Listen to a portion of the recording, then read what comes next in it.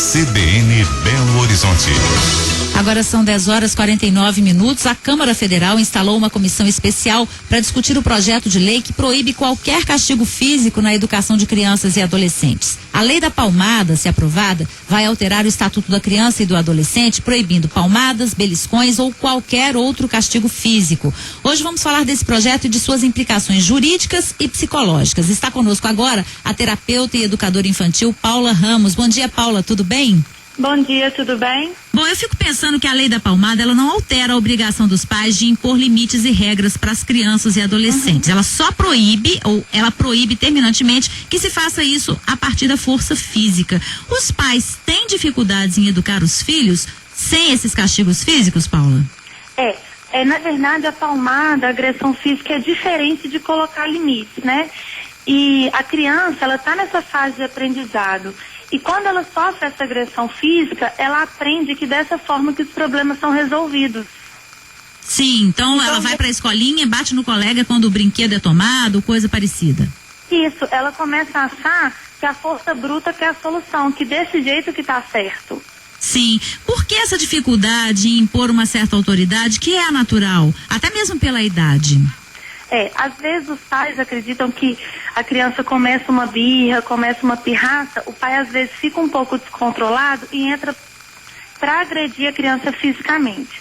Mas a agressão não vai colocar esse limite. Os pais têm essa dificuldade de manter a calma e depois propor um diálogo para mostrar para a criança sobre como está sendo o comportamento, as atitudes dela e como resolver o problema. Esse diálogo que muitas vezes está faltando na educação dos filhos. E justamente numa época em que somos tão mais abertos, a geração dos pais hoje é tão mais aberta do que a de geração antiga, que não se conversava, era não e pronto, né? Por que tanta dificuldade em se conversar com a criança? Talvez porque os pais se coloquem no mesmo nível intelectual da criança, seria o problema?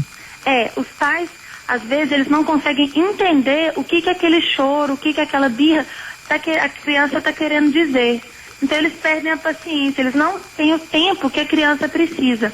Por quê? A criança, ela está com dificuldade de externalizar o que ela está sentindo. Então, ela chora, ela faz birra, ela faz pirraça. Então, o pai precisa parar e ter o momento da criança colocar o que ela está sentindo, colocar o que ela quer, para o pai conseguir colocar esse limite para ela. Agora, uma lei como a lei da palmada, ela vai ajudar a promover esse diálogo?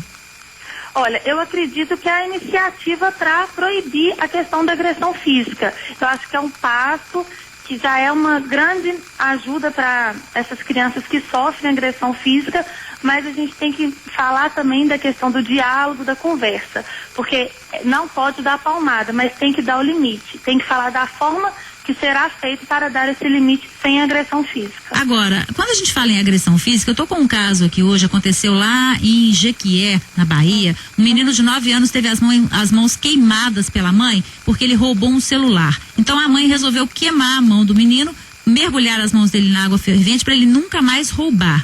É muito diferente um castigo físico desse porte de um castigo como um beliscão.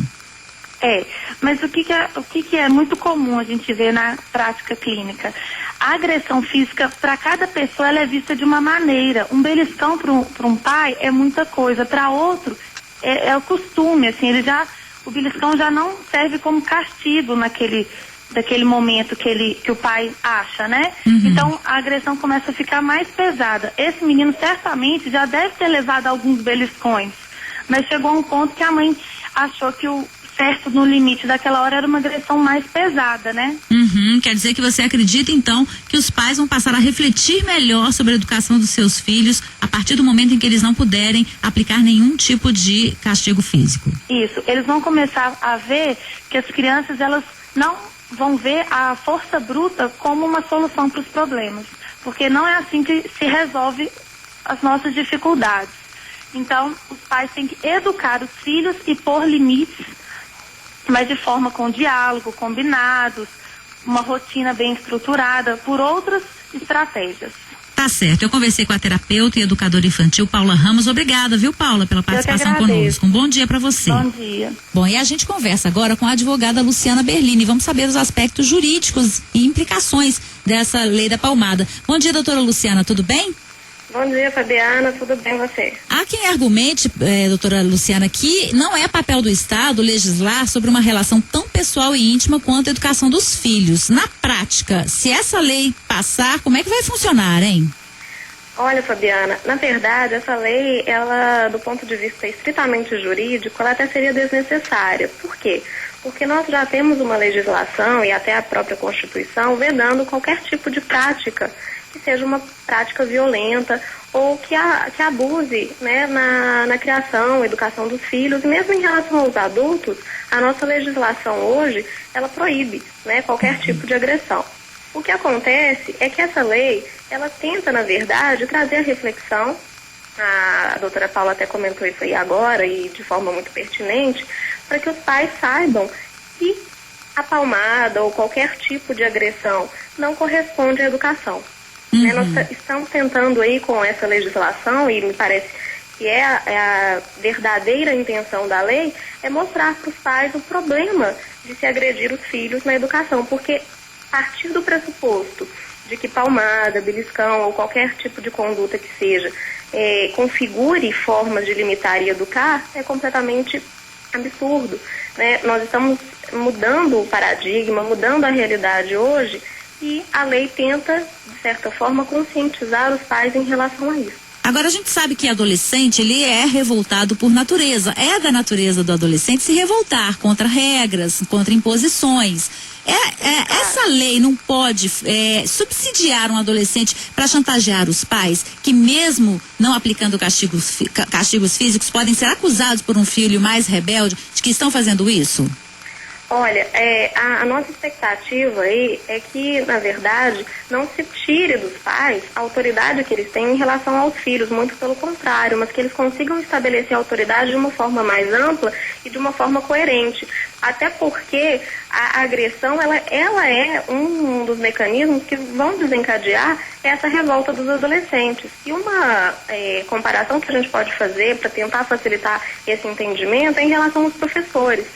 Não existe uma legislação específica falando que professor não pode bater para educar. Né? Ao longo da nossa história, nós tivemos aí uma época em que os professores utilizavam da violência e de agressões, dar a mão à palmatória é uma expressão que reflete isso, para educar.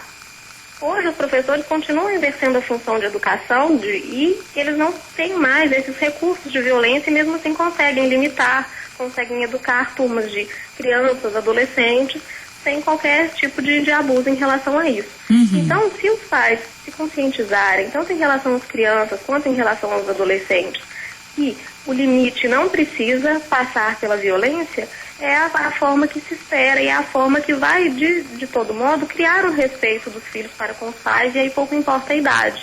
Sim. Qual é o tipo de punição prevista na lei para castigos físicos? Tem graduações nessa punição? Existem uma série de possibilidades de punição em relação à lei, e essa é uma das dúvidas que a população em geral tem. Por quê?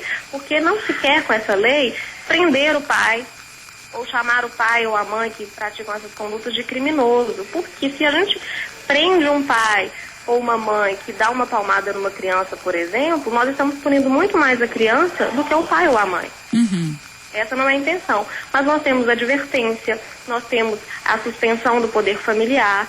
Em alguns casos você vai ter sim, que são casos mais graves, né? Como se a gente pensa aí no caso Nardoni, em que a violência chegou a um extremo tal em que não há outra possibilidade a não ser responsabilização penal com a consequente prisão. Mas o que a lei pretende, de certa forma, é o quê? É uma advertência, é um acompanhamento psicopedagógico, para que esses pais saibam efetivamente o que é possível fazer para educar seus filhos sem que isso passe pela violência. Não seria mais prático e mais eficiente uma campanha educativa e orientativa em vez de uma lei punitiva em relação a essa questão? Sim, eu acredito sim que essa conscientização ela não precisaria necessariamente passar pela lei, mas eu acredito também, Fabiana, que a lei possibilitou, que nem é lei ainda, né, nós estamos na fase da discussão de um projeto de lei, E através desse projeto, nós temos toda essa mobilização e a imprensa nos ajuda muito em relação a isso, para que as pessoas tratem o assunto, para que as pessoas possam refletir efetivamente na temática. Então, a discussão de um projeto e possivelmente na lei que nós teremos, traz essa discussão, sim, e a conscientização. Tá certo, eu conversei com a advogada Luciana Berlini, agradeço muito, viu, pela participação. Bom dia. Bom dia. 10h59, acompanhe Repórter CBN.